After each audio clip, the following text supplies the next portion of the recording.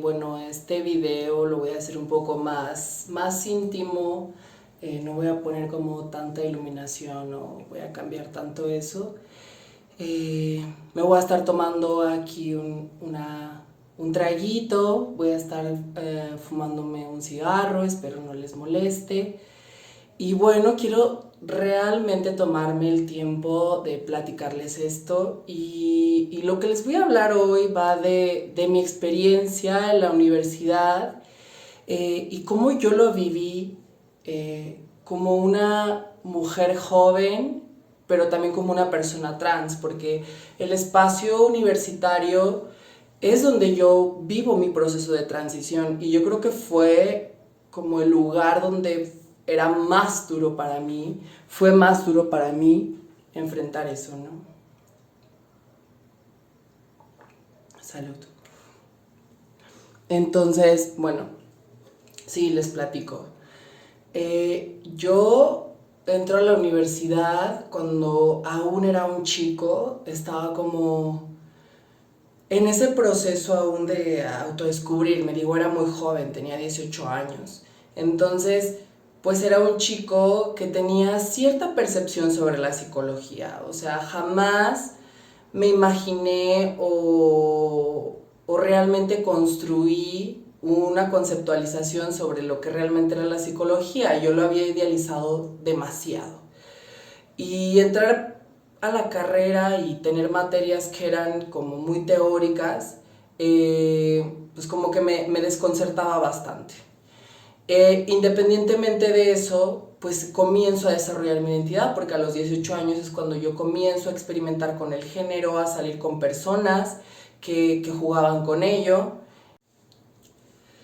Entonces, pues empiezo yo a salir como con personas que experimentaban con el género, que ya lo vivían de una manera más libre, y comienza ese proceso de construcción. Quiero aclarar que yo siempre dentro del espacio universitario fui una persona libre respecto a mi sexualidad y cómo vivía la identidad. Esto porque para mí significaba mucho hablar sobre ello, porque sentía que como profesionales de la psicología podría aportar muchísimo. En algún momento, como familia, vivimos un proceso muy duro, y es que dos de mis primos terminan con su vida, primero uno que tenía 25 y después otro que tenía 15, que en paz descansen. Fue muy duro para la familia y eso también generó en mí un conflicto muy grande, en el que yo pensaba, pues si realmente no puedo ayudar a las personas que están cerca de mi entorno, pues probablemente no podría ayudar a nadie. Y eso fue muy duro. Creo que es uno de los momentos como más oscuros de mi vida, porque sí tenía pesadillas y constantemente me perseguía eso, ¿no? Y yo decido tomarme un tiempo de la carrera, me salgo, me tomo un año eh, y me sirvió, pude sanar y pude comprender mejor por qué estaba ahí. Y entonces entré de nuevo con una motivación diferente y, y también comencé a encontrarme más a mí y a darme cuenta que me apasionaba mucho la cercanía y el encuentro con las personas y poder aportar algo valioso. Bueno, entonces yo regreso a la carrera de psicología un semestre. En ese semestre yo todavía estaba como chico, sin embargo ya era una persona más andrógina. Andrógino es que pues no vivía ni como hombre ni como mujer, o sea, tenía una apariencia que se veía como entre los dos. Y cool, la verdad es que la segunda vez, el primer grupo en el que esté, el primer grupo donde entré, sí eran muy rígidos, eran bastante conservadores. Y cuando tú hablabas de sexualidad y de diversidad, como que se acaban de onda. Más porque muchos de ellos pues provenían de colegios pues religiosos y traían como muy arraigadito eso. Cuando yo entré a la segunda generación, o sea, sorprendentemente me toca una generación increíble de personas súper abiertas y mi presencia les agradaba, ¿no? Que yo hablara de esto, sí se reconocía. Entonces, vivía yo como esa persona andrógina y tal, y después vi en el proceso en el que yo transiciono. A pesar de eso, realmente la institución siempre fue bastante rígida, o sea, en sus principios y la forma en la que los profesores pues me trataban, porque muchos de ellos pues ya tenían mucho tiempo ahí, eran personas más grandes y que no iba a poder yo cambiar la forma en la que pensaban. Entonces, cuando yo hablaba de este tipo de temas, a veces a mí mis profesores me decían, es que mesúrate, autorregúlate, no, ten cuidado con lo que dices, puede afectarte. Incluso cuando yo regreso a la carrera, una vez me toca, porque nosotros íbamos a hacer prácticas, eh,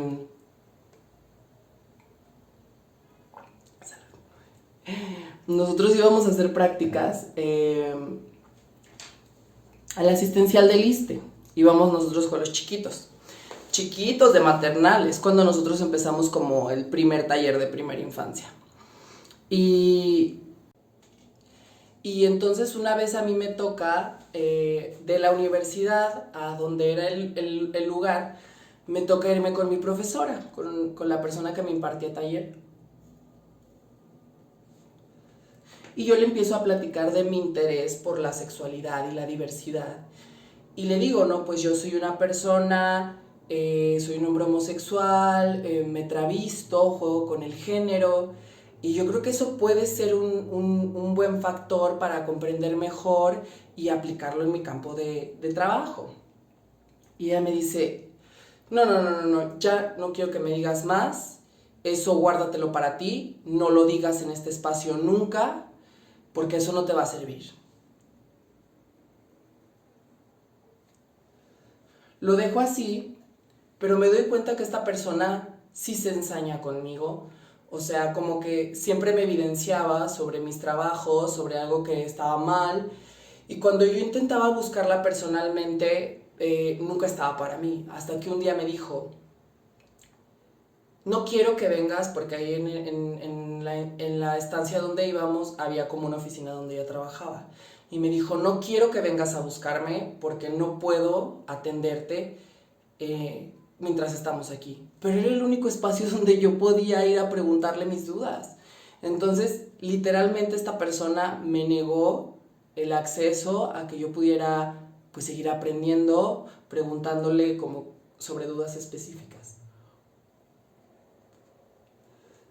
En su momento solamente aprendí a sobrellevarlo, lo hablé con alguien y pues ya como que hablaron con ella y ella dice, nunca se acercó a mí personalmente, o sea, lo lanzó al grupo y dice, si alguna vez alguna persona se ha sentido ofendida de mi parte, pues lo lamento. Alguien quiere decir algo y yo digo, o sea, ¿cómo quiere que yo lo mencione en este momento en público, o sea, y ante todo el grupo? Bueno, al final eso quedó así. Esa fue una de las experiencias, ¿no? De discriminación realmente, de rechazo que viví en la universidad. Posterior a eso, yo comienzo mi transición y bueno, cuando yo hablaba de este tipo de temas, los profesores siempre se quedaban como muy... tenían sus reservas para hablar sobre el tema, o sea, como que no les agradaba nunca. Y eso también a mí me empoderaba y decía, creo que es importante hablarlo y yo más lo hablaba. Y cuando comencé mi proceso de transición, yo siempre platiqué cómo lo vivía y las emociones que estaba enfrentando, porque yo sentía que eso aportaba a la vivencia y a la experiencia de ser profesionales de la salud y yo sabía que eso les iba a generar una empatía a mis compañeros y a mis profesores de una manera diferente porque yo era una persona, era un individuo y no era una historia lejana o como si ves una película o un documental. Sabía que eso iba a generar un impacto en ellos.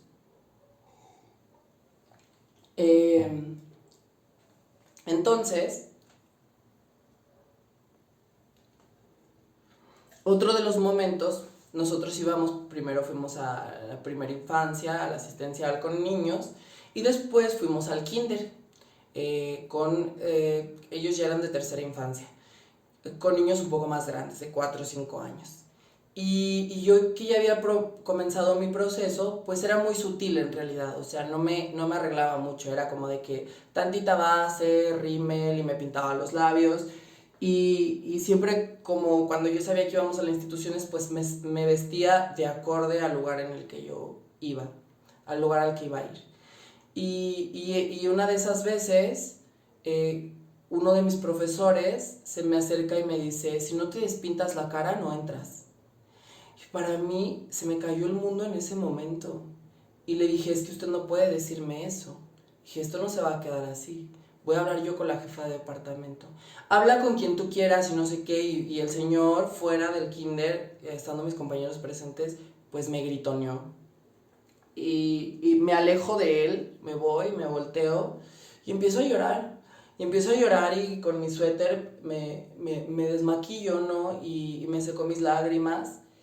Y la realidad es que yo en todas las instancias, en todas las instituciones a las que fui, nunca nadie se quejó, nunca nadie me trató mal, nunca... el problema era con él. Entonces, yo hago una publicación en Facebook y, y bueno, se hace como muy popular y la jefa de departamento pues me manda a hablar. Y, y le digo, ¿sabes qué? Esta situación no es la primera vez que la vivo, ya la he vivido varias veces porque la he vivido en múltiples ocasiones. Y si a mí me vuelve a pasar algo, yo voy a hacer una denuncia pública de lo que estoy viviendo. Entonces cambia radicalmente la situación para mí dentro de la universidad. Y la verdad es que platico esto no con la intención de hacer daño o darle una mala publicidad, sino para hacer conciencia. Y que yo como joven universitaria pues viví situaciones que me vulneraron y que me hicieron sentir muy mal. Eh, También cabe aclarar que eso nunca había pasado dentro de la carrera de psicología, había pasado en la universidad en otras carreras, pero en psicología no había sucedido. Entonces no tenían un antecedente o una experiencia previa. Cuando yo ya hablo con la jefa de departamento, todo cambia. O sea, desde ahí se me empieza a pasar lista con mi nombre social, a pesar de que en la lista no lo dijera.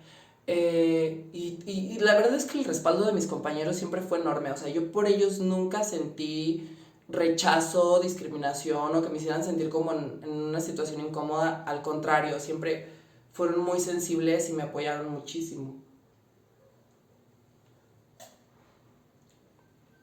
Entonces, pues empieza a generar dentro de la carrera pues una percepción diferente y también una empatía diferente, que lo sentí con muchos de mis profesores que siempre me respetaron mucho, abrazaron mi identidad, me apoyaron, eh, y eso agradezco muchísimo a la institución.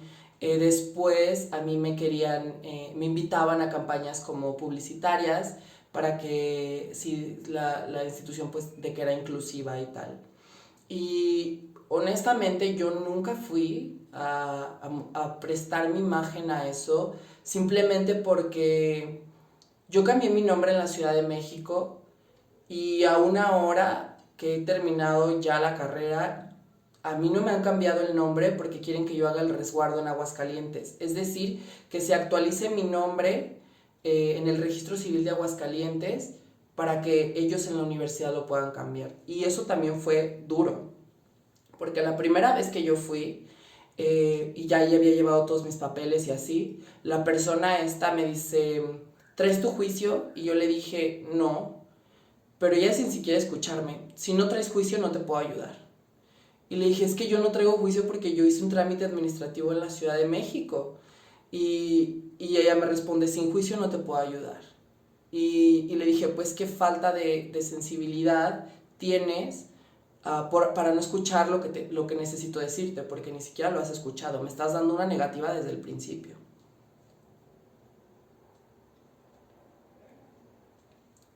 Entonces,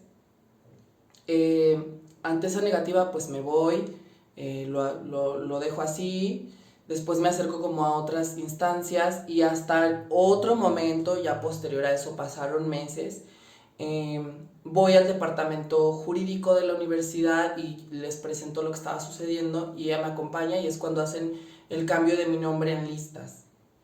Sin embargo, yo no me puedo titular hasta que mi nombre esté resguardado en el Registro Civil de Aguascalientes. Y justamente solamente por eso no fui yo, porque una institución que no es inclusiva conmigo, que no me valida como mujer en mi identidad y que me hace tantas trabas en el trámite, pues no. Y no es por dar mala publicidad, es lo que estoy viviendo y esa es la realidad. Y hago este video para evocar a la reflexión y a generar nuevas posibilidades que realmente nos permitan a las mujeres trans seguir avanzando y dejen de tener tantas limitantes ante nosotras, porque de por sí ya el entorno es bastante desafiante, es bastante adverso como para todavía vivir este tipo de complicaciones. La universidad me dio muchísimas herramientas, no solamente teóricas y prácticas. También me enseñó a enfrentar esos momentos en los que a mí me daba muchísima ansiedad social enfrentar y que la gente se diera cuenta que yo era una persona trans. Y estar como inmersa en ello, ir a congresos, a múltiples espacios, a las instituciones en las que hacíamos nuestras prácticas y tal, pues eso fortaleció mucho mi espíritu, mi autoestima y la forma en la que yo enfrentaba estas situaciones. También pues la verdad me gustaría agradecer mucho a mis compañeros, a mis compañeras, a mis compañeros. Una de las más grandes fortalezas en mi vida y en el espacio universitario fue mi mejor amiga Larisa, me apoyó muchísimo. Otra de las grandes personas que estuvieron cerca de mí fue Fer, Flor, y ellas, Handa, Sairi, y ellas me apoyaron muchísimo, me ayudaron a enfrentar como situaciones que para mí eran complejas y siempre me sentí como muy abrazada, ¿saben? Y hago énfasis en ello porque en otra situación me hubiera sentido rechazada o me hubieran hecho sentir mal porque yo era una mujer diferente y al contrario, siempre fui muy respetada y valorada. También algo que a mí no me gustaba tanto es que a mí me invitaban a muchas cosas y les gustaba como mi imagen y mi perfil, pero yo también me daba cuenta que había otras chicas, otras amigas mías trans que estaban en la universidad que no invitaban tanto o que no consideraban tanto y probablemente era mucho por el perfil que yo tenía, el perfil que tengo, pero también era mi imagen. Y me di cuenta que había bastantes juicios basados en la superficialidad y al final pues tengo una imagen agradable y eso era como una herramienta, pero también era algo que yo decía, pues qué lástima que esto esté sucediendo y que haya esta situación tan injusta para otras chicas.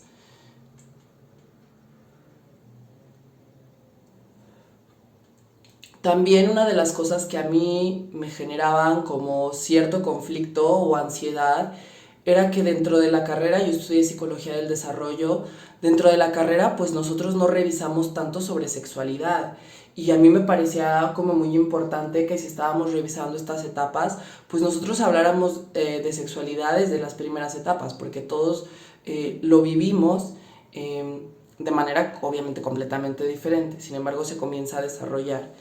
Y, y a mí me generaba conflicto eso. Obviamente, ya después yo pude elegir optativas que eran en sexualidad con la maestra Lourdes, que wow, le mando un beso, un besazo.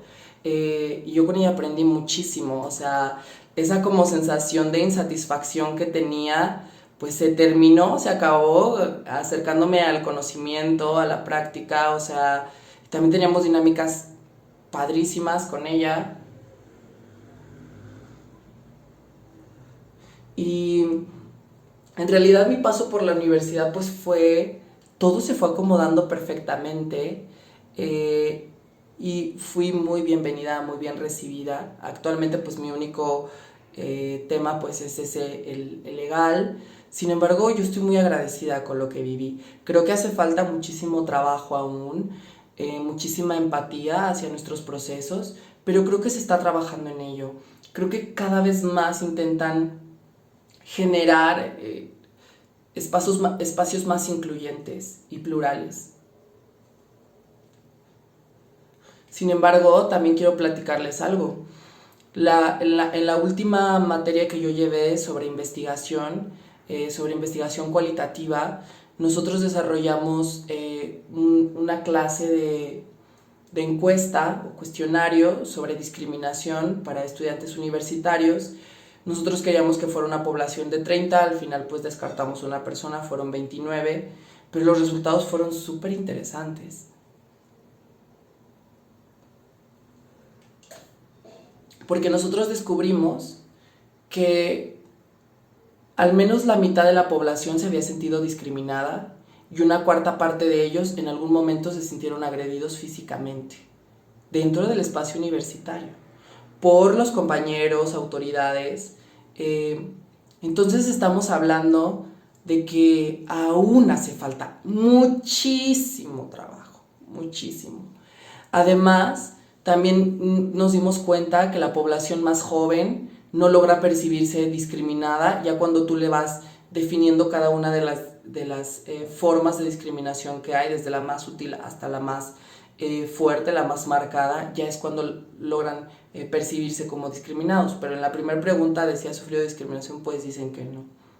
A mayor edad logran identificar más fácil estas situaciones.